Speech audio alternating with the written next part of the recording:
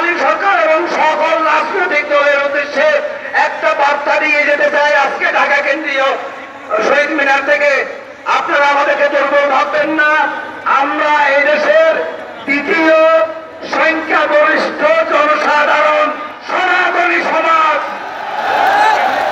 আপনারা ক্ষমতায় যাবেন, আমাদের কোনো এখানে চাওয়া পাওয়ার কিছু নাই, কিন্তু আমাদেরকে আমাদেরকে পাশ কেটে আমাদেরকে অবহেলা করে আপনারা ক্ষমতার স্বাদ গ্রহণ করবেন।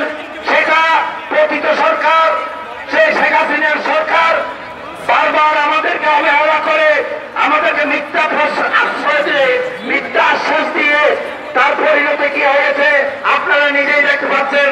তাই বর্তমান অন্তর্বর্তীকালীন সরকার এবং সকল রাজনৈতিক দলকে আমরা বার্তা দিতে চাই, আপনারা সনাতনী সম্প্রদায়কে আপনাদের পাশে রাখুন এবং রাজনৈতিক ক্ষমতায়নের অংশীদারিত্ব করুন। কারণ এদেশের সনাতনীরা এদেশের তৃতীয় সংখ্যাগরিষ্ঠ জনসাধারণ, এটা মাথায় রাখেন। যেহেতু বক্তব্য সংক্ষিপ্ত করার জন্য পরামর্শ দেওয়া হয়েছে, আমি আমার আর বক্তব্য বৃদ্ধি করবো না। আমি এখানে আমার বক্তব্য শেষ করলাম। জয় শ্রীরাম। আমি সকলের দৃষ্টি আকর্ষণ করছি, এখানে বক্তব্য দিতে আসবে কোনো স্লোগান দিতে পারবে না। আবারও সংকেত দিয়ে বলছি, এখানে কোনো স্লোগান দিতে পারবে না, কোনো রাজনৈতিক বক্তব্য দেওয়া যাবে না, কোনো ধর্মীয় অনুষ্ঠানের বক্তব্য দেওয়া যাবে না, সংখ্যালঘু সম্প্রদায়ের বিভিন্ন মত পদের প্রতি কর্তব্য কোনো কথা বলা যাবে না, রাষ্ট্রবিরোধী কোনো কথা বলা যাবে না।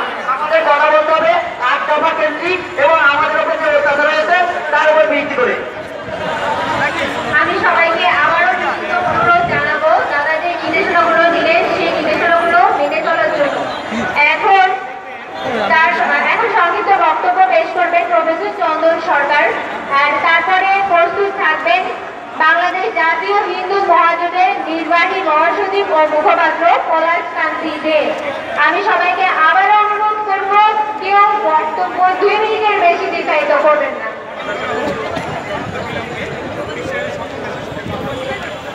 প্রিয় ভাই ও বোনেরা, আজ দলমত নির্বিশেষে সবচেয়ে বড় পরিচয় আমি হিন্দু। বাংলাদেশের প্রকৃত হিন্দু নাগরিক মানুষ আজ আক্রান্ত, আমি আক্রান্ত। আজ বাংলাদেশ সম্মিলিত সংখ্যালঘু জোট কর্তৃক আয়োজিত 8 দফার দাবিতে আমি একত্রতা প্রকাশ করছি এবং যে সমস্ত ছাত্রছাত্রীরা আজকে এই আন্দোলনকে রাজপথে থেকে গত 2 মাস ধরে নিরলস সংগ্রাম করে সমস্ত সাধুদের, সমস্ত হিন্দু অর্গানাইজেশনকে, 3 কোটি বাংলাদেশি হিন্দুকে আজকে এক মঞ্চে দাঁড় করিয়ে দিয়েছে।